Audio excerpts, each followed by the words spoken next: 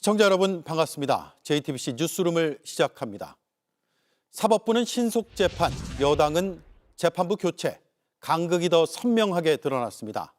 내란 재판이 침대 축구라는 여당의 비판에 법원이 판사 한 명을 더 투입하기로 했습니다. 하지만 민주당은 그와 상관없이 아예 3대 특검 사건 모두에 전담 재판부를 설치하겠다고 했습니다.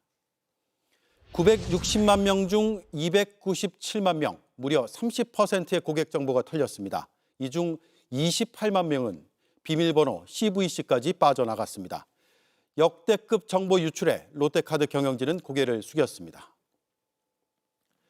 한학자 총재가 특검에서 자신이 독생녀라는 교리를 설파하는 데 상당 시간을 썼습니다. 샤넬백이 뭔지 모른다고도 주장했습니다. 특검은 구속영장을 청구했습니다. 조희대 대법원장의 한덕수 회동설 반박에 이어 오늘은 내란 재판부에 판사 한 명을 더 투입하기로 했습니다. 재판 속도가 늦고 지기현 판사를 믿지 못하겠다는 여당의 압박이 거세자 사법부가 대증요법을 내놓은 셈입니다. 김태영 기자입니다. 서울중앙지법은 오늘 특검 사건에 대한 신속한 재판을 위해 지원 방안을 마련했다고 전격 발표했습니다. 앞서 민주당은 내란 재판부에 대한 재판 지원을 문제 삼았습니다. 지기현 판사는 윤석열 내란 재판을 침대 축구로 일관하고 있습니다. 그러면서 내란 특별재판부 설치를 추진해왔고 오늘 윤석열, 김건희 부부에 대한 전담 재판부 설치 법안을 국회에 제출했습니다. 오늘 제출한 법안 이름은 윤석열, 김건희 등의 국정농단 사건 진상규명을 위한 전담 재판부 설치에 관한 법률안입니다. 지난주 법원장 회의에서 내란 특별재판부에 신중해야 한다며 부정적 뜻을 내비쳤지만 어제 조희대 대법원장이 대선 기간 이재명 후보 재판에 대해 한덕수 전 총리와 논의했다는 이른바 여당의 4인 회동 의혹에 정면 반박한 후 기존 재판부를 흔들지 않는 선에서 나름의 대안을 제시한 셈입니다. 법원은 이틀 후인 20일부터 법관 한 명을 지기현 부장판사가 이끄는 형사 25부에 추가 배치합니다. 보통 3명으로 구성된 형사 합의부에 법관을 추가 배치하는 건 매우 이례적입니다. 추가된 법관은 내란 사건이 아닌 일반 형사 사건만 맡아 기존 재판부가 내란에 집중하게 할 예정입니다. 특검 담당 재판부 직원도 증언합니다. 중앙지법은 신속하고 공정한 재판을 위한 각종 방안들을 계속해 강구해 나갈 예정이라고 밝혔습니다. JTBC 김태영입니다. 반면 민주당에선 더 강력한 전담 재판부 설치법이 발의됐습니다.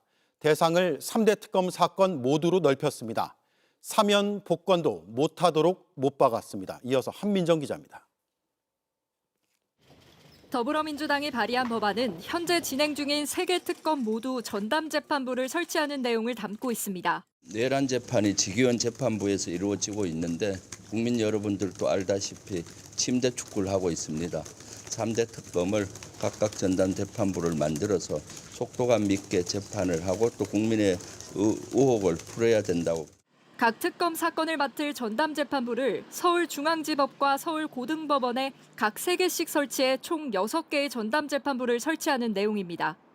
각 재판부당 판사 3명씩 모두 18명, 영장 전담 법관 판사 3명도 추가로 두기로 했습니다. 위헌 논란을 의식한 듯 법관 후보 추천위원회에서 국회 추천 몫은 빠졌습니다. 전담 재판부를 설치하는 법률안을 제안을 하는 것은 아무런 위헌 소지가 없다. 일각에서 제기되는 상권 분립에 위반이 된다. 위헌 소지가 있다. 이런 주장을 저희들이 수용을 해서 법관 추천을 하는데 국회는 이번에 배제시켰다. 유죄 확정 판결을 받은 경우 사면이나 감형, 복권 대상에서 제외하도록 했습니다. 하지만 국회 추천 몫이 없어지더라도 전담 재판부를 두는 건 재판 독립성을 침해할 수 있다는 우려가 나옵니다. 특정 사건에 대한 재판부를 구성하는 것 자체가 위헌의 소지가 있다는 겁니다. 다만 민주당은 당론은 아니라는 입장입니다. 민주당 핵심 관계자는 JTBC와의 통화에서 내란 전담 재판부 설치를 아직 당론으로 추진하고 있는 건 아니라며 추가 논의가 필요하다고 했습니다. JTBC 한민정입니다.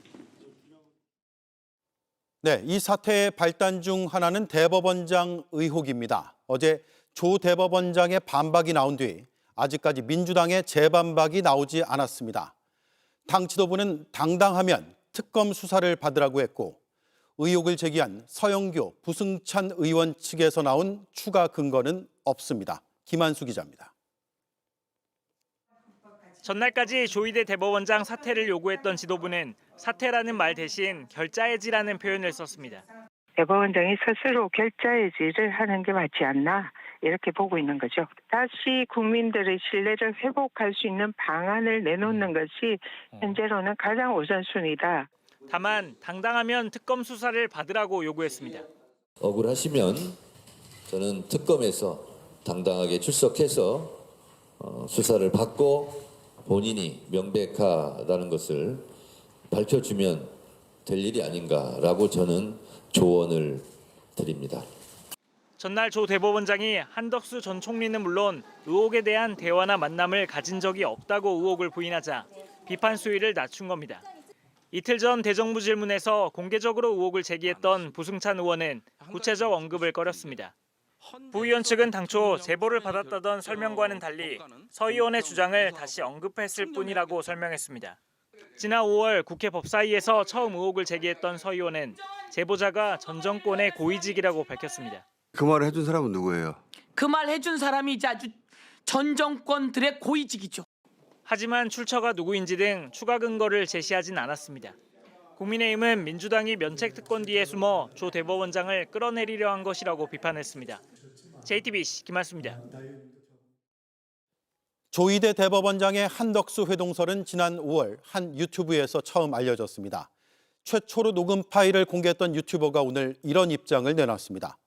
팩트로 확인되지 않은 썰일 뿐이다. 그리고 믿거나 말거나 풍문이란 전제를 깔고 방송했으니 법적 문제는 없다고 말했습니다. 이서준 기자입니다. 지난 5월 국회 법제사법위원회에서 서영교 민주당 의원은 조희대 대법원장의 4인 회동 의혹 녹음 파일을 재생했습니다. 조희대 대법원장하고 차우상 위원장하고 그다음에 김치식이하고 한덕수하고 법적 비위면이 많고 이재명 사건 대법원에 올려면 대법원에서 처리한다. 녹음 파일은 법사위 나흘 전 유튜브 채널 열린공감TV에서 최초로 공개된 겁니다. 어제 조 대법원장이 의혹을 전면 부인하자 이 유튜버도 방송을 통해 입장을 밝혔습니다. 100% 의혹적입니다. 네, 썰이니까요. 예, 네. 그러니까 그래서 썰전이에요. 네. 그러니까 팩트로 확인하기가 매우 어려운 것들. 방송은 했지만 보도는 아니었다고 했습니다. 저희는 이게 보도가 아닙니다. 네, 썰을 이야기 드린 겁니다. 확인할 수 없는, 확인되지 않은 사안이다라는 말씀을 드리고요. 당시 허위일 수 있다는 경고문을 앞세웠기 때문에 법적 문제도 없다고 주장했습니다. 처음에 아예 이 영화나 이 드라마는 허구다. 예. 팩트가 아니다라고 공개하고 하잖아요. 예. 그 영화나 그 드라마에 대해서 고소를 하잖아요. 고소가 진행이 안 됩니다. 그렇습니다. 허구라고 얘기했기 때문에. 네. 지난 5월 방송에선 실제로 경고문을 앞세운 뒤에 문제의 녹음 파일을 재생했습니다. 즉 믿거나 말거나이지만 실제로 많은 관련자들의 얽히고 설킨 풍문. 이 유튜버는 이미 증거가 인멸돼 수사로 밝혀지기도 어려울 것이라고도 주장했습니다. JTBC 이서준입니다. 롯데카드가 해킹 사태와 관련해 오늘 대국민 사과를 했습니다. 그런데 논란은 오히려 더 커지는 모양새입니다. 전체 고객 3분의 1의 정보가 유출됐고 결제 피해를 입을 수 있는 피해자가 28만 명이나 되는 걸로 드러났습니다. 피해 규모도 당초 발표보다 100배가 넘습니다. 먼저 이상화 기자입니다. 롯데카드 해킹 사태로 주민번호, 가상결제 코드 등 정보가 유출된 고객은 297만 명. 당초 수만 명에서 기하급수적으로 늘었습니다. 유출 데이터 규모도 이달 초 신고한 1.7GB의 100배가 넘는 200GB에 이릅니다. 지난 4월 SK텔레콤 개인정보 유출 규모보다도 20배 정도 많은 겁니다. 특히 그중 7월 22일부터 지난달 27일 사이 카드 정보를 페이 결제나 온라인 쇼핑 사이트에 등록한 28만 명은 카드 번호와 비밀번호 2자리, 유효기간, 심지어 CBC까지 유출됐습니다. 일부 단말에서 부정 사용 가능성이 있는 겁니다. 단말기에 카드 정보를 직접 입력해 결제하는 방식인 일부 키인 방식, 키인 거래의 경우에는 부정 사용 가능성이 존재하나 현재 330만 개 가맹점 가운데 약 3만 8천 개에서 키인 결제가 이루어지고 있습니다. 롯데카드 측은 현재까지 부정 사용 사례는 없다고 밝혔습니다. 지금 위험 가능성이 있다고 판단한 해외 결제 거래, 해외 결제가 한 번도 없는 고객들에 대해서는 모두 지금 승인 차단시켰습니다. 한 번도 키인 결제가 없었던 가맹점에 대해서도 지금 차단시켜 놓았습니다. 부정 거래 가능성이 있는 28만 명에 대해선 카드를 재발급할 때 내년 연회비를 면제해주고 부정 거래가 생길 경우 전액 보상하기로 했습니다. 또 정보 유출 고객 전원에겐 10개월 무이자 할부 서비스를 제공합니다. 오늘 기자회견을 열고 사과한 롯데카드 대표는 자신의 사임을 포함한 인적 쇄신과 보안 조치 강화를 약속했습니다. 이재명 대통령이 잇따르는 해킹 사고에 대한 근본적 종합대책 마련을 주문한 가운데 금융위원회는 긴급 대책회의를 열고 최대 수준의 엄정한 제재를 예고했습니다. JTBC 이상화입니다.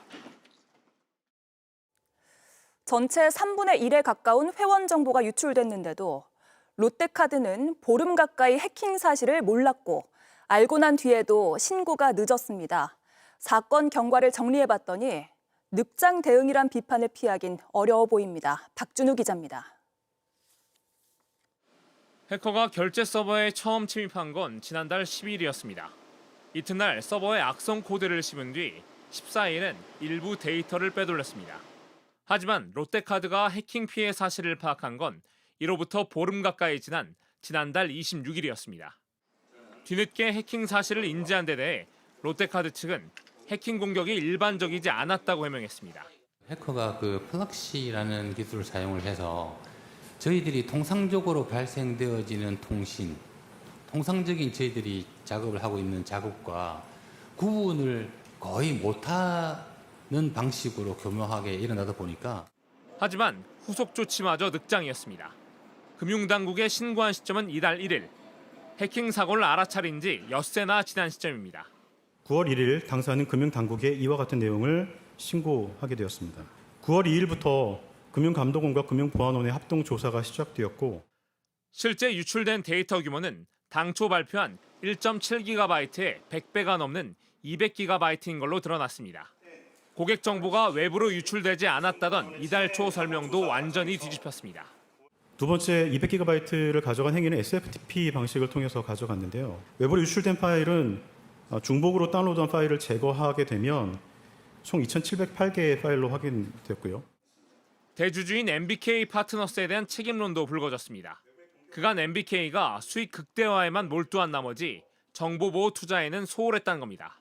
금융당국은 롯데카드의 보안 조치가 적절했는지 살펴보고 중징계 절차를 밟을 것으로 보이는데 일각에선 과징금이 최대 800억 원에 이를 수 있다는 관측도 나옵니다. JTBC 박준우입니다. KT 무단 소액 결제 사태 피의자들이 오늘 구속됐습니다. 이들은 취재진 앞에서 윗선이 시킨 대로 했다고 말했는데 경찰은 이 윗선이 중국에 있을 걸로 보고 수사하고 있습니다. 배양진 기자입니다.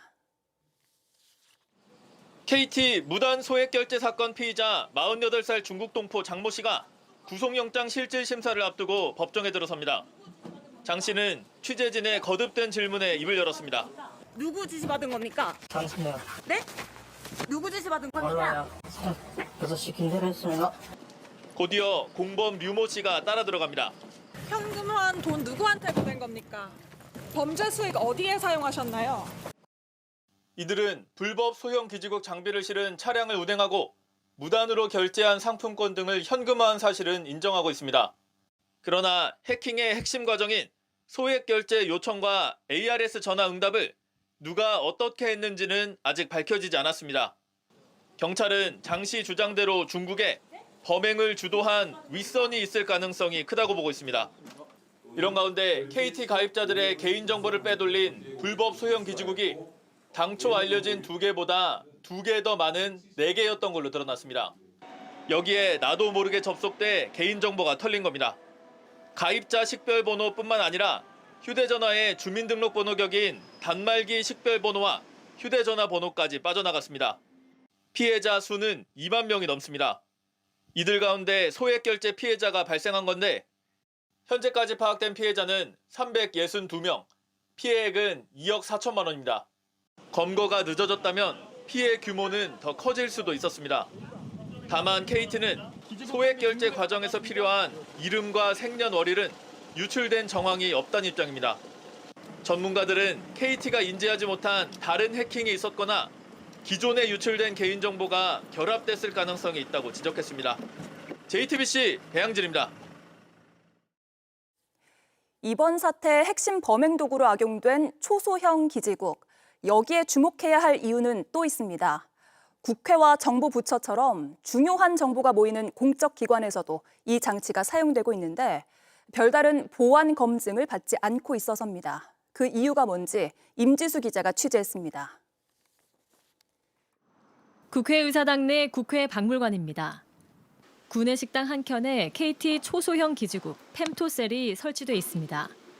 신호가 잘 안 잡히는 곳에 설치되는 펨토셀은 해양수산부 청사 등에서도 사용 중인 걸로 파악됩니다. 이 같은 공적 기관이 보안 기능을 갖춘 네트워크 장비를 사용하려면 국정원의 보안 적합성 검증을 받아야 합니다. 검증을 통과하려면 국가보안기술연구소 보안기능 확인서나 한국인터넷진흥원 CC 인증이 필요합니다. 그런데 보안 USB, VPN, 라우터 등은 검증 대상에 포함되지만 통신 장비로 분류되는 초소형 기지국은 검증 대상에서 빠져 있는 걸로 확인됐습니다. 기존에는 주로 서버에 잠입해서 정보를 유출한다든지 이런 공격들이 대부분이었는데 초소형 기지국을 통해서 해킹하는 사례는 처음 있다 보니까 준비가 안 돼 있지 않나. 뿐만 아니라 초소형 기지국은 과기부의 정보통신망 연결기기 인증 제도에서 인증을 받은 적도 없었습니다. 로봇 청소기나 홈캠 등 IoT 기기가 해킹 위협으로부터 안전한지 평가하는 제도인데 초소형 기지국이 그 대상이 된 적은 없단 겁니다. 외국 같은 경우에도 정부기관에 납품되는 보안 기능이 있는 제품에 대해서는 정부가 나서서 보안성 검토를 하라고 강제화합니다. 두 기관이 좀 핑퐁을 치는 모양새라서 이런 공백이. 한편 KT는 석 달간 사용 이력이 없는 펨토셀 4만 3천 대를 연동 해지하고 관리 시스템을 고도화한다고 밝혔습니다. 민관합동조사단은 불법 초소형 기지국이 KT가 관리하지 않는 아이디를 통해 어떻게 KT 코어망에 접속할 수 있었는지 확인하고 있습니다. JTBC 임지수입니다.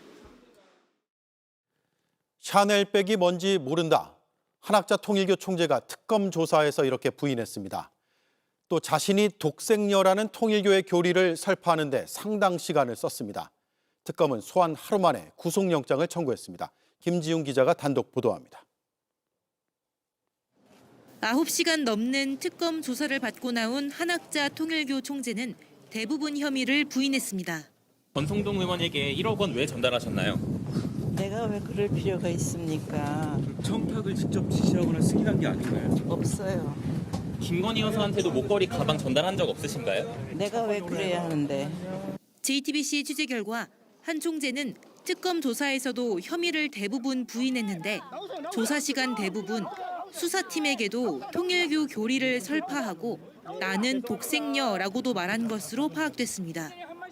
독생녀는 하나님의 유일한 직계 혈통의 딸이란 뜻으로 통일교에서 한학자 총재를 칭하는 말입니다. 건진법사 전성배 씨를 통해 김건희 씨에게 샤넬백을 건넸다는 혐의에 대해선 샤넬백 자체가 무엇인지 모르고 준 적이 없다는 취지로 진술한 것으로 파악됐습니다. 하지만 특검은 통일교 2인자 윤영호 전 세계본부장이 한 총재의 승인을 받아 샤넬백을 구매해 건진법사에게 전달한 것으로 보고 있습니다. 특검은 범죄의 중대성과 증거인멸 우려가 크다고 보고 조사를 마친 지 하루 만에 구속영장을 청구했습니다. 적용된 혐의는 크게 4가지입니다. 2022년 대선을 앞두고 권성동 국민의힘 의원에게 불법 정치자금을 전달했다는 정치자금법 위반, 건진법사를 통해 김건희 씨에게 샤넬백 등 명품 선물을 전달하고 통일교 현안을 청탁했다는 청탁금지법 위반, 통일교 공금으로 구매 대금을 치렀다는 업무상 횡령, 증거인멸 교사 혐의입니다. 특검은 통일교 실세로 불리는 정원주 전 비서실장에 대해서도 한 총재와 같은 혐의로 구속영장을 청구했습니다. 한 총재와 정 전 비서실장의 영장실질심사는 오는 22일 열립니다. JTBC 김지은입니다. 논란 끝에 한학자 총재의 변호를 맡지 않기로 한 오광수 전 민정수석은 계약서에 성공보수 10억 원을 받기로 돼 있었습니다. 무슨 돈으로 주려고 했는지 특검이 추궁했습니다. 한 총재는 교회 돈이라고 답했다 합니다. 교인 헌금을 개인 변호사비로 쓰면 횡령에 해당할 수도 있습니다. 이자영 기자의 단독 보도입니다. 오광수 전 민정수석은 통일교 한학자 총재 변호인단에 합류한 사실이 JTBC 보도로 알려진 뒤 선임 사흘 만에 사임했습니다. 변호사 선임 계약서에는 한 총재의 특검 소환 조사 없이 수사가 마무리되는 등의 조건을 충족할 경우 성공보수로 최대 10억 원을 지급한다는 내용이 적혔던 것으로 전해집니다. 특검은 어제 조사에서 한 총재에게 오광수 변호사 성공보수 10억 원을 어떻게 마련해 지급하려 했냐고 캐물었는데 이에 대해 한 총재는 교회 돈으로 낸다고 답한 것으로 알려집니다. 선교 사업 등 목적으로 교인들로부터 받은 헌금을 한 총재를 비롯한 고위 간부가 개인 사건의 변호사 비용으로 쓸 경우 횡령 혐의가 적용될 수 있습니다.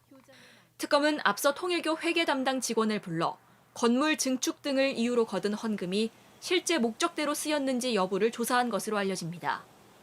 한 총재는 특검 조사에서 정원주 전 비서실장이 지난 수년간 재정과 인사 등 각종 통일교 내부 업무에 관여해왔고 지금도 업무를 이어가고 있다는 사실도 인정한 것으로 파악됩니다.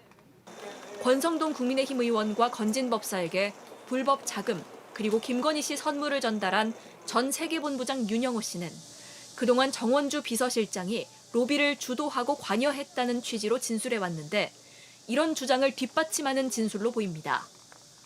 통일교 내부 관계자도 JTBC에 정 전 실장은 공식적으로는 칩거에 들어간 것으로 돼 있지만 실제로는 계속 업무를 보고 있으며 한 총재가 만나는 사람들을 통제한다고 밝혔습니다.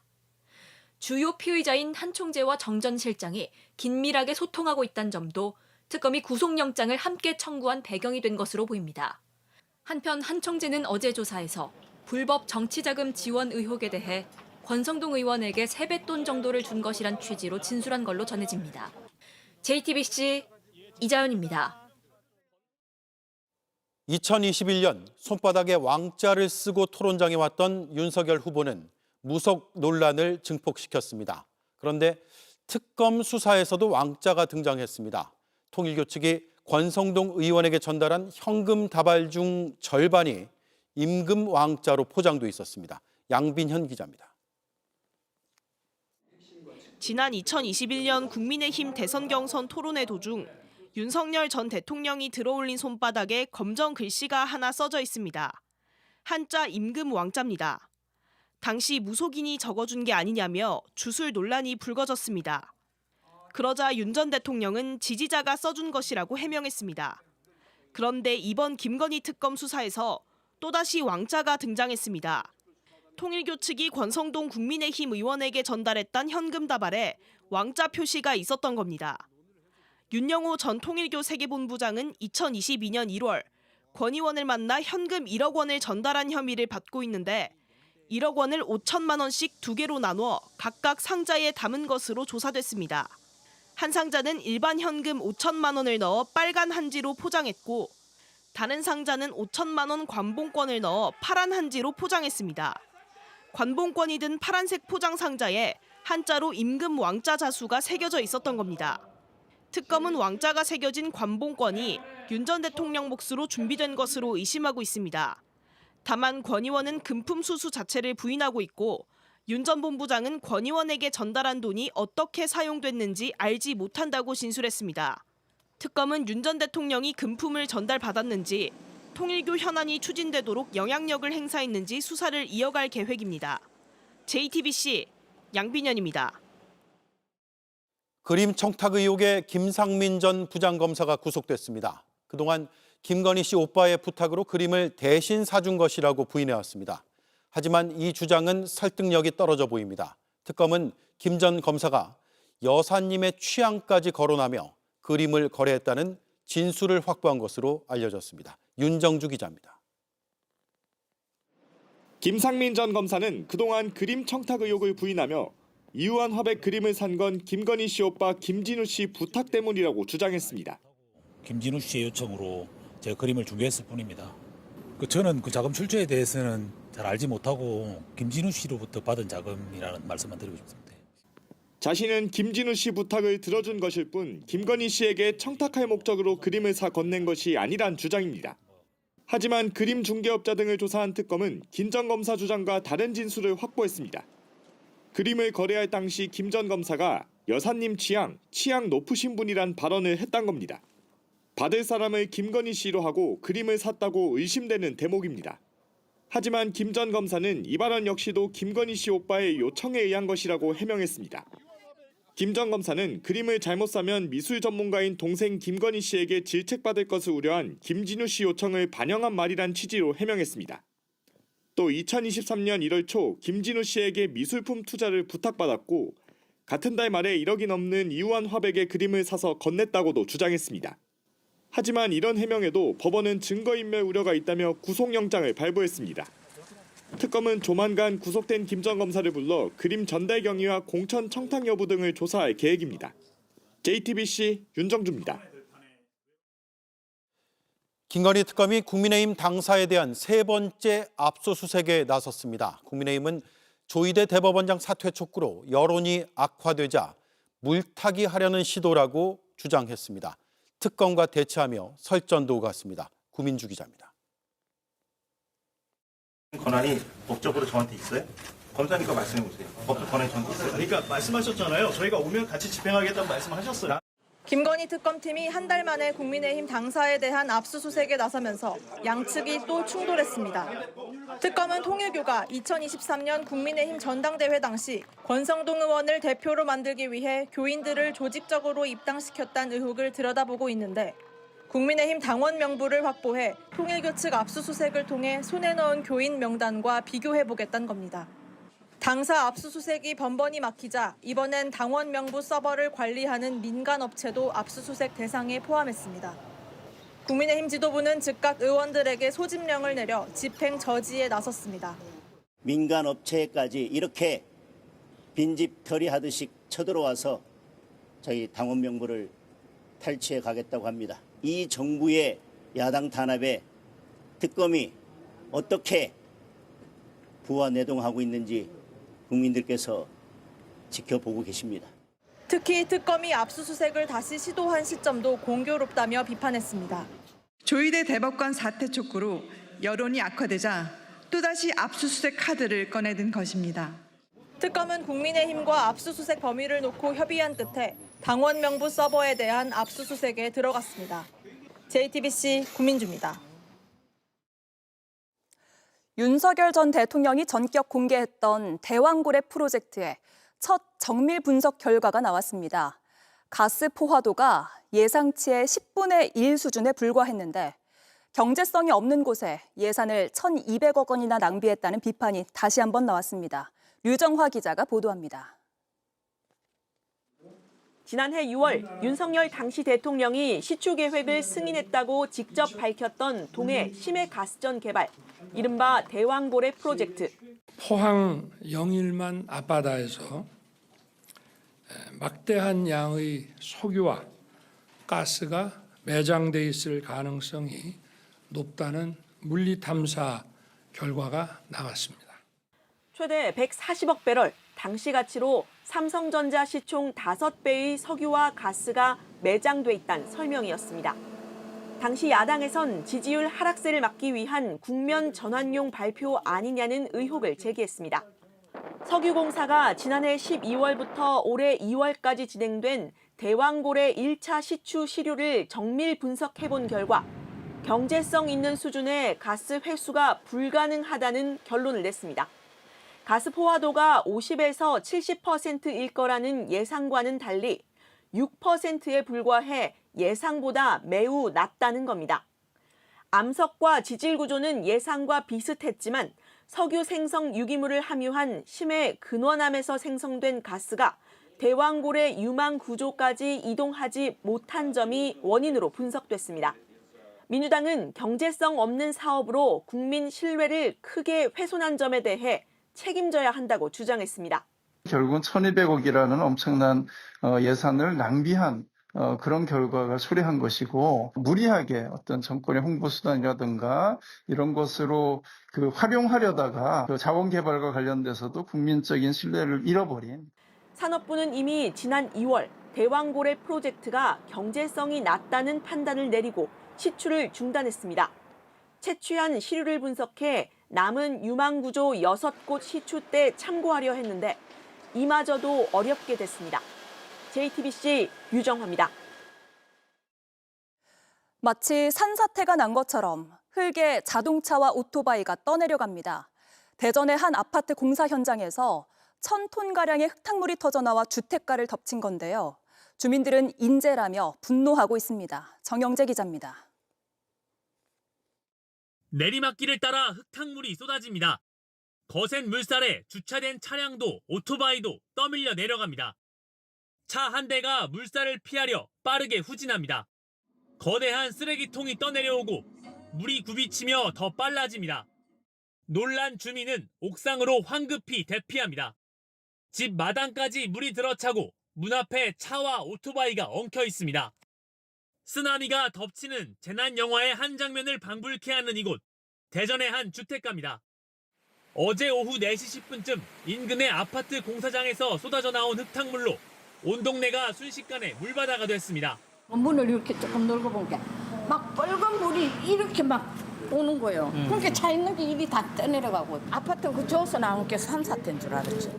차량 30대와 오토바이 넉 대가 파손됐고 담장이 무너지는 등 주택 12채가 피해를 입었습니다.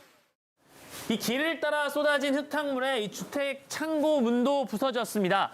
이 안에 있던 피아노와 에어컨, 이 살림살이들은 모두 버려야 합니다.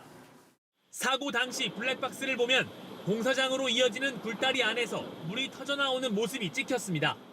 쏟아진 물의 양만 1,000톤입니다. 공사장 지하에 빗물을 받아놓는 여과시설, 심사지에 담겨있던 물입니다.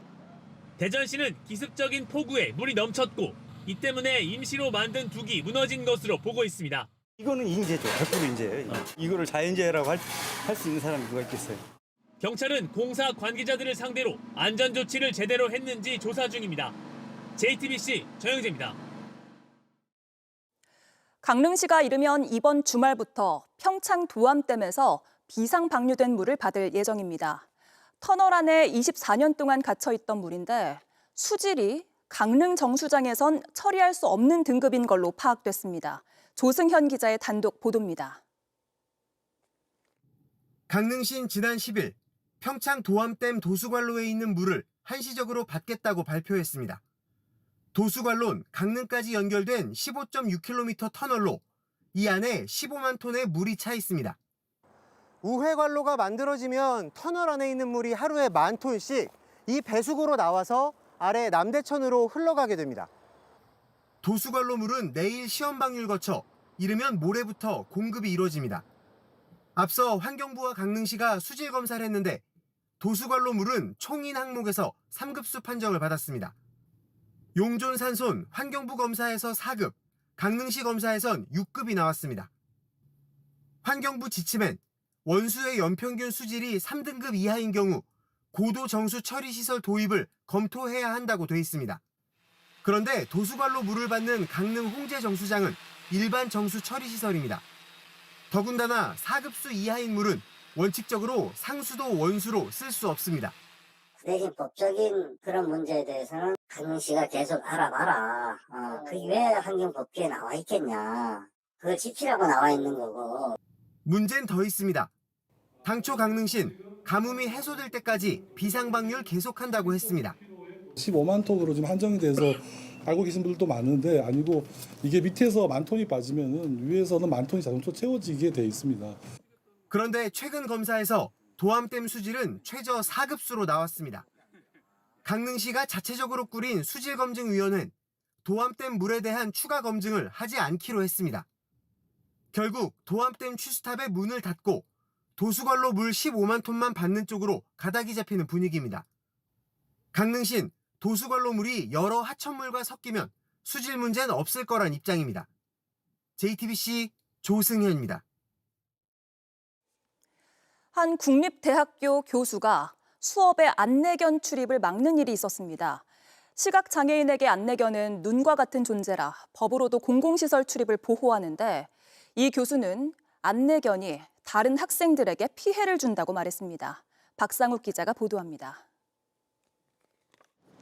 국립강원대에서 공부하는 시각장애인 허유리 씨. 교내 곳곳에 있는 언덕과 턱은 늘 위협이 되지만 안내견 우주의 도움으로 잘 헤쳐나갈 수 있었습니다. 그런데 예상치 못한 곳에서 큰 걸림돌을 만났습니다. 교수님께서 이제 첫 수업 때 끝나고 이제 안내견은 조금 어려울 것 같다. 학생들이 집중을 못하는 것 같다. 안내견 보느라. 그렇게 말씀을 하셔가지고. 허 씨는 결국 학기 내내 과 사무실에 안내견을 맡기고 수업을 들어야 했습니다. 장애인 복지법엔 대중교통이나 공공장소 등 모든 장소에 정당한 사유 없이 거부할 수 없도록 명확히 규정하고 있지만 강의실 앞에서 막힌 겁니다. 같은 과 시각장애인 정모 씨도 이 교수의 수업을 포기해야 했습니다. 한쪽이 안 보여서 필수 굉장히 느린 상황이에요. 그래서 따로 녹음을 해서 들으면 안 되냐라고 부탁을 했었는데 좌절은 여기서 그치지 않았습니다. 다음날 장애지원센터에서 개인적으로 안 들었으면 좋겠다라는 말을 들은 거예요. 안 들었으면 좋겠다는 게 수업을요? 네, 수업 자체를. 취재진은 A 교수를 찾아가 안내견을 막은 이유를 물었습니다. 다른 학생들한테 소통을 안 하는 오히려 모르는 역으로 다른 학생들에게 피해를 주는 그런 부분이라고 생각을 했기 때문에 강의 녹음을 허락하지 않은 이유에 대해선 녹음을 허가하는 경우가 있는지 모르겠다고 했습니다.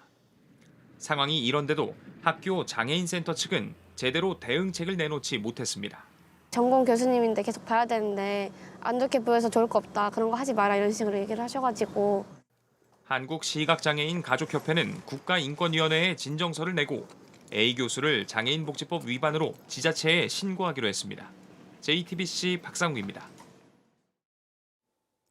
학교 인근에 인형 뽑기 가게가 우후죽순 늘어나면서 중독 증세를 보이는 아이들도 나타나고 있습니다. 가게 근처에서 마주친 어른들에게 돈을 요구해서 문제가 발생한다며 주의를 당부하는 학교까지 나왔습니다. 이희령 기자가 취재했습니다. 학교 시간이 되자 인형 뽑기 가게는 학생들로 북적입니다. 한 초등학생이 자리를 잡고 능숙하게 카드를 넣습니다. 실패 또 실패. 10분 사이에 4번이나 결제를 했습니다. 매일 와요 혹시? 저는 자주 중독성 있는 거 내가 보기엔 이게 중독이에요. 돈을 얼마나 쉽게 쓸 수 있는 구조일까? 방금 게임이 끝났습니다. 제가 10,000원을 결제해서 23번의 기회가 있었는데요. 제가 뽑은 건 이 작은 인형 하나뿐이었습니다. 사실상 10,000원을 주고 이 인형을 산 셈인데요. 지금 10,000원을 쓰는데 시간이 얼마나 걸렸냐? 3분 30초 정도밖에 걸리지 않았습니다. 1,000원에 2게임인데 10,000원을 내면 23게임을 할 수 있어 더 많은 돈을 쓰도록 유도합니다. 친구는 얼마 했어요? 10,000원이요. 이런 탓에 학부모들 걱정이 큽니다. 윤모 씨는 얼마 전 아이가 2주 사이에 20만 원 넘게 쓴 걸 알게 됐습니다. 아이 그 체크카드 거래 내역을 살펴보니까 더 소름이 끼쳤어요. 초단위, 분단위로 결제된 내역들이 너무 빼곡했기 때문에요. 단순히 그냥 용돈을 소비하는 그런 게 아니라 심각한 중독의 형태를 보이는구나. 아이들이 인형 뽑기를 하기 위해 돈을 구하러 다니는 경우도 있었습니다. 한 학교는 학생들이 인형 뽑기 가게에서 주변 어른들에게 돈을 요구하는 등의 문제가 발생하고 있다며 지도를 바란다는 가정통신문을 보냈습니다. 사회적 문제로 커지자 한국도박문제예방치유원은 안내자료를 만들어 배포했습니다. 때때로만 성공해 반복을 유도하고 요령이 있다는 착각을 하도록 하는 등 여러 사행성 요소가 있다고 지적했습니다. 전문가들은 주로 학교 인근에 24시간 무인으로 운영되는 곳이 많고 이용 횟수에 제한이 없어 아이들이 중독될 수 있는 환경에 노출돼 있다며 위험성을 경고했습니다. JTBC 이희령입니다. 트럼프, 시진핑 두 정상이 다음 달 경주 에이펙 정상회의에서 만날 것으로 보입니다. 2019년 이후 6년 만입니다.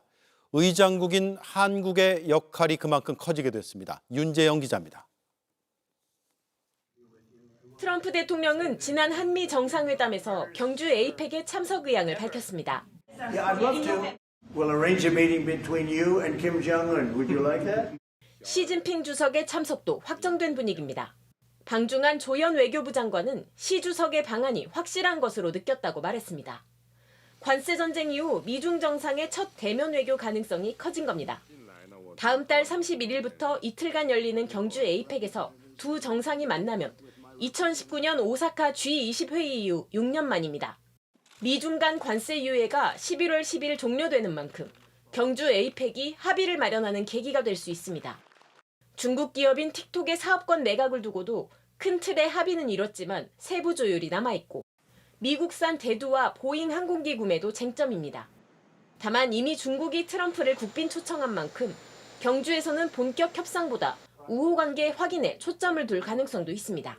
공동합의문이 미중 사이에서 큰 문제 없이 나올 수 있도록 만드는 거, 다자회담, 양자회담 하는데 문제 없도록 조율해 드리는 거, 그게 가장 크죠. 경주 에이펙에서 한미 정상회담을 계기로 관세 협상이 추가로 다뤄질 가능성도 있습니다.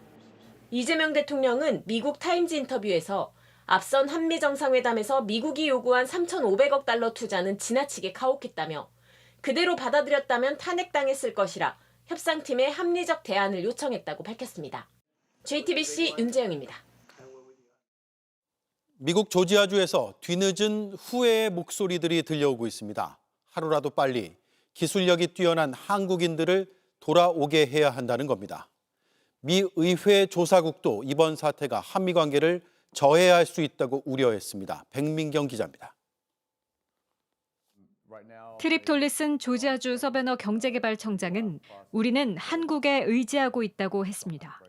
그러면서 한국인 노동자들의 복귀 방안을 찾고 있다고 말했습니다. We have to have those workers here to install this incredibly proprietary, technology, battery cell equipment, and they're the only ones that can do it. So they have to be here. 한국인들이 일자리를 빼앗을 수 있다는 우려는 완전히 잘못된 생각이라고 강조했습니다. So I really want to clarify that these folks that are here that got detained are not here taking away American jobs. They're here for a certain purpose. They went back to Korea. We hope they can get back so they can finish the job they started and then train the Americans how to use the equipment. 브라이언 캠프 조지아 주지사 등 다른 정재계 인사들도 빠른 복귀를 위해 정부의 비자 제도 개편을 요구하고 있습니다. 실제로 한미 고위급이 참가하는 비자 워킹그룹 출범을 논의 중입니다. 전문 인력 비자 쿼터와 함께 단기 상용 비자 등 비자 발급 대상을 확대하는 방안을 먼저 논의할 걸로 예상됩니다. 미국 의회 조사국도 한국인 구금 사태가 한미 관계의 중대한 도전이라며 비자 문제 해결에 힘을 싣고 있습니다. 조사국은 보고서를 통해 이번 사태를 관세와 주한미군 재배치와 함께 언급하며 이민 단속 작전으로 한미 관계에 대한 한국의 우려가 제기됐다고 평가했습니다. 이어 미국 이민 정책이 외국 투자를 통해 일자리를 늘리려는 목표와 부딪힐 수 있다고도 짚었습니다. JTBC 백민경입니다. 트럼프 측근이자 우익활동가 찰리 커크의 피살이 표현의 자유 논쟁으로 번지고 있습니다. 간판 토크쇼의 진행자가 커크의 죽음이 트럼프 지지층과 연관됐을 거라고 말했다가 방송이 폐방 위기에 몰렸습니다. 최수연 기자입니다. 미국의 3대 토크쇼 가운데 하나인 ABC 방송의 지미 키멜 쇼가 무기한 중단됐습니다. 진행자 키멜이 찰리 커크의 죽음이 트럼프의 지지층과 연관됐을 거란 발언이 문제가 됐습니다. We hit some new lows over the weekend with the MAGA gang desperately trying to characterize this kid who murdered Charlie Kirk as anything other than one of them and doing everything they can to score political points from it. 트럼프는 곧바로 ABC가 해야 할 일을 했다며 환영했습니다. 그러면서 자신에게 비판적이던 나머지 토크쇼 진행자들을 거론하며 방송국이 이들을 해고해야 한다고 했습니다. 일반 회사에서도 커크의 죽음을 비하했다는 이유로 해고되는 경우가 잇따르고 있습니다. 커크가 숨진 게 자업자득이라고 한 평론가는 프로그램에서 퇴출됐고 항공사 조종사들이 소셜미디어에서 커크의 죽음을 반기자 교통부 장관이 나서 이들을 해고하라는 글을 올렸습니다. 커크의 죽음이 쏘아올린 우파의 결집은 좌파 진영에 대한 광범위한 공격으로 번지고 있습니다. 트럼프 대통령은 반파시즘 및 반인종주의 운동인 안티파를 테러 단체로 지정한 가운데 전방위 공세를 예고했습니다. 법무부와 국토안보부 등 정부의 모든 조직을 동원해 좌파와 전쟁을 벌이겠다는 계획입니다. 트럼프 정부의 대표적 충성파인 캐시 파텔 FBI 국장은 앞장서 민주당을 향한 강성 발언들을 내놨습니다. It is my I follow time. you on your social media posts that It is tear my this country time apart. to There address should be a your unifying. falsehoods. Oh, You are an you can try embarrassment all to the you division want. in this country. 미국 언론들은 터크 피살 이후 언론과 표현의 자유를 압박하는 트럼프 행정부의 행태가 정치적 양극화를 더 심화시킬 수 있다고 우려하고 있습니다. JTBC 최수연입니다. 인공지능으로 손쉽게 영상을 만들고 OTT에서 콘텐츠를 소비하는 게 자연스러워진 시대. 봉준호 감독은 스토리텔링의 본질을 말했습니다. 달리는 지하철에서도 중지 버튼을 누를 수 없는 작품을 만들어야 한다고 했습니다. 최승기 기자입니다. 봉준호 감독과 마크 톰슨 CNN CEO의 대담. 봉 감독은 인공지능 AI에 대해 흥분은 물론 두려움도 동시에 느낀다고 말했습니다. 그 옆에 CNN이 뭐 박혀 있다 그러면은 오히려 그 CNN이 가져왔던 신뢰라든가 쌓아왔던 그 레거시가 오히려 되게 큰 위협이 되는 건데 어떡할 거예요? 그 인증 제도 같은 거 만드실 거예요? 이런 가짜 콘텐츠가 많아질수록 본질이 경쟁력을 갖는다는 겁니다. 시각적으로 아름다운 어떤 매혹적인 스토리텔링을 원하는 거죠. 그 본질은 변하지 않는다고 생각합니다. 그러면서 K 콘텐츠의 성공 사례를 예로 들었습니다. 심지어 달리는 지하철 안에서도 절대 스탑 버튼을 누를 수 없게 우리 창작자들이 그렇게 만들어야 된다. BTS나 블랙핑크 같은 세계적인 스타들은 나왔고 K-팝 데모넌터스처럼 외국 회사가 K 콘텐츠를 만들고 있다고도 강조했습니다. 김구 선생님이 자다가 벌떡 일어나신다 이런 얘기는 아마 지금 동시통역하기 상당히 힘드실 텐데 어쨌든 그런 상황이에요. 근데 저는 그걸 그냥 기쁘게 지켜보고 있는 중이고. 앞서 대담에 나선 홍정도 중앙그룹 부회장은 AI 시대의 미디어의 가치에 대해 물었습니다. What kind of qualities as human must journalists and producers hold on or build on to stay ahead of AI and prove why we still matter? 이날 중앙일보 창간 60주년을 맞아 열린 글로벌 미디어 컨퍼런스에는 홍정도 중앙그룹 부회장과 봉준호 감독, K-팝 데모넌터스의 매기강 감독 등이 콘텐츠 산업의 미래에 대해 논의했습니다. JTBC 최승기입니다.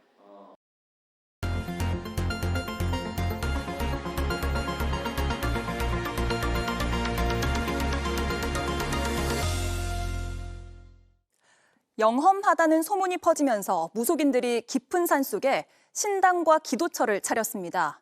모두 불법 건축물인데다 화재 위험이 있어서 철거 대상입니다. 밀착카메라 이상엽 기자가 직접 가봤습니다. 해발 508m, 서울과 경기도에 걸친 이 불암산은 예부터 명산으로 유명했습니다. 화강암 봉우리가 붙여갔다고 해서 사찰이 많았습니다. 그런데 사찰만큼 많은 게 또 있습니다. 바로 기도처와 신당입니다. 기도처 안으로 직접 들어왔는데 소원 성취라고 적힌 양초도 보이고요. 또 이렇게 술도 보이고 천장 한번 비춰주시죠. 연등도 여러 개 확인됩니다. 이런 시설 산 곳곳에 있습니다. 산 골짜기를 따라 더 깊숙이 올라왔습니다. 불법 건축물에 행정 대집행 영장이 붙었습니다. 문을 열어보니 불에 탄 양초가 보이고 기름통도 확인됩니다.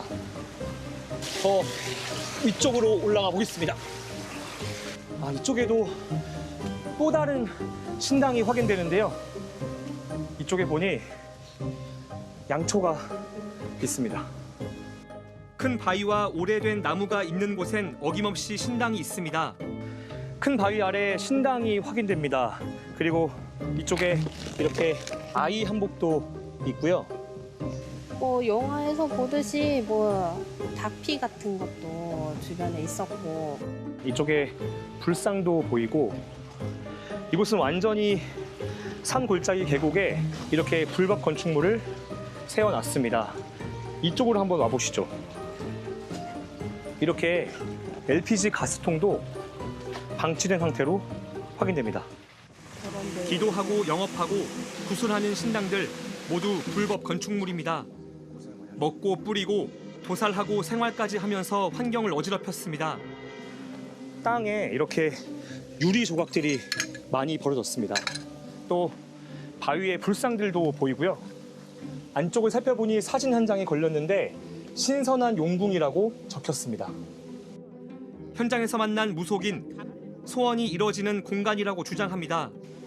여기가 옛날부터 소문이 무당골이라고 소문난대. 여기는 이제 오면 아픈 환자들도 많이 낳고. 근데 왜 자꾸 아픈 거야? 신령이 있으니 함부로 행동하지 말라고 경고합니다. 이게 신령 다니는 길이 따로 있어. 제 주변에 뭐가 있나요? 이쪽 뭐가 있어? 까치거리고 다니다가 자빠져 다치지 말고 조심해. 뭐가 문제냐고 큰 소리칩니다. 가스불도 들어오네. LPG가 있으니까 이거 찍지면서 나가. 안 그래도 불 꺼지지 않은데. 지자체는 지난 1년 자진 철거를 설득했습니다. 산속에 이 아궁이에 큰 솥을 놓고 불을 계속 떼고 있는 거예요. 하지만 듣지 않았습니다. 이거야말로 그냥 화약고를 우리가 가슴에 안고 사는 그런 어떻게 보면은 어이없는 일이고. 강제 철거에 들어갔지만 이것도 쉽지는 않았습니다. 갔다가 원래 줄 알았어. 왜요? 털신 하나 신고 다리가 2개가 있는 거야. 뭐였어요? 사람이지 도망 나왔다니까. 철거 반원도 사람인지라 무섭고 철거 대상인 무속인들은 왜 나가야 하는지 이해하지 못합니다. 여기서 왜 떠나야 하는지는 아세요? 모르겠어 나도. 23년 동안 살았어도 여기서 뭐 내가 뭐라 해달래. 도깨비 아저씨 하나 모시고 그리고 사는 거야. 지금까지 확인된 신당 숫자만 55곳. 깊은 산속에 얼마나 더 있는지 알 수 없습니다. 지금 이거 철거하려도 여기 지키는 사람 없으면 누가 와서 또 타잡아? 방치와 묵인이 쌓인 세월, 지금 이 풍경을 만들었습니다. 복을 비는 것도 좋지만 숲을 망가뜨리며 얻는 복이 무슨 의미일까요? 밀착 카메라 이상혁입니다.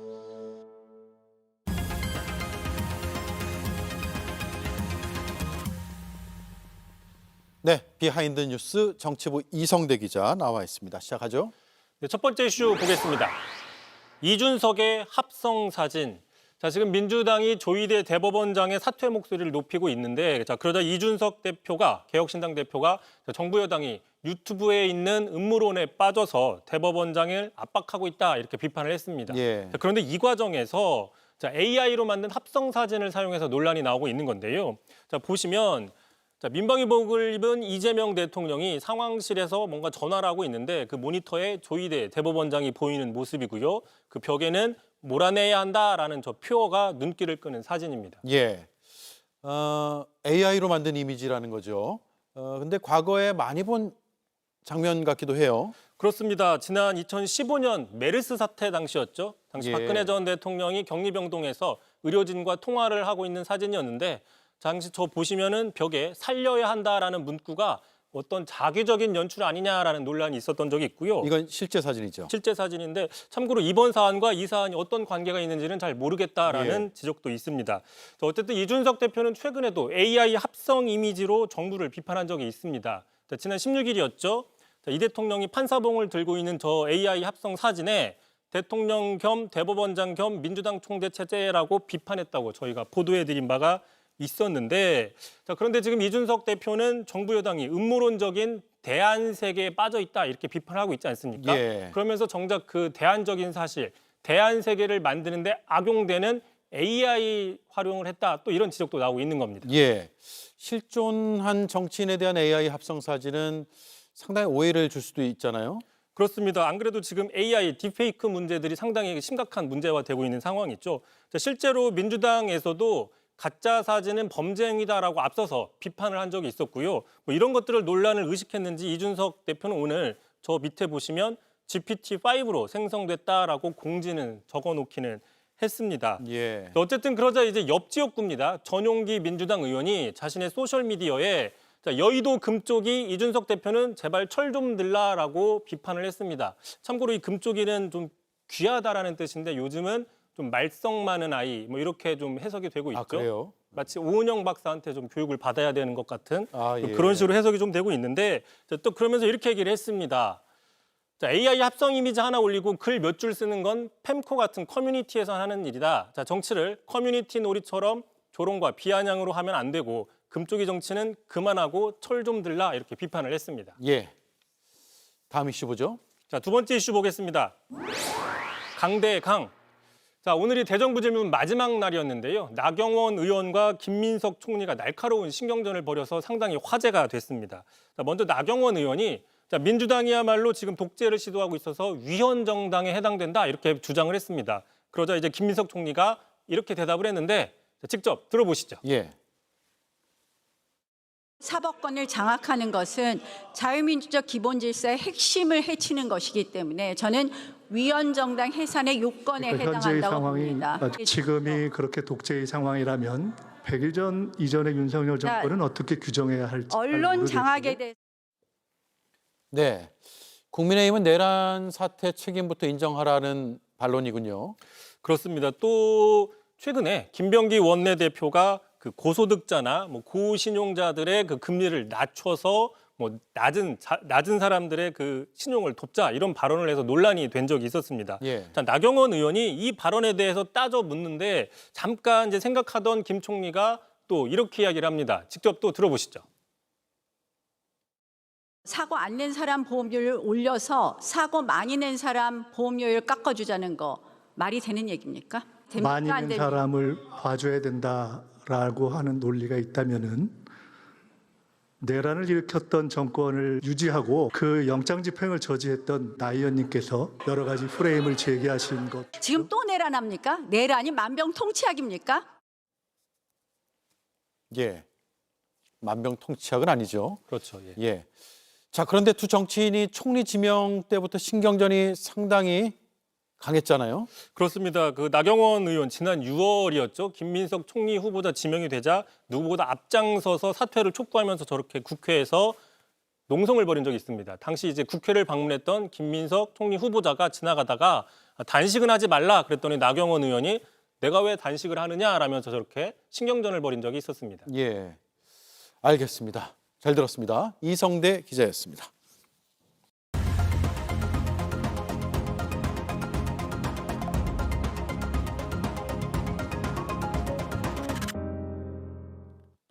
내가 해봐서 아는데 종종 쓰이는 표현입니다. 최근엔 구치소 안에서 이런 말도 나왔습니다. 당신 검사해봤어? 안 해봤잖아. 검사를 해본 자신만이 법 해석의 권위자란 얘기입니다. 그리고 또 한 명의 검사 출신. 저는 검사를 20년 했고 그리고 또 한 명의 검사 출신. 저도 수사를 오랫동안 해온 사람이지만 검사의 경험을 근거로 자신이 옳다고 주장했지만 지금은 모두 구치소에 있습니다. 내가 해봐서 아는데 이런 언행은 논리학에서 권위에 호소하는 오류로 분류되기도 합니다. 자기 방어와 변명에 활용된 권위는 권위가 아니라 타락한 권위주의에 불과해 보입니다. 앵커 한마디였습니다. 네, 뉴스룸 마칩니다. 내일 뵙겠습니다. 고맙습니다.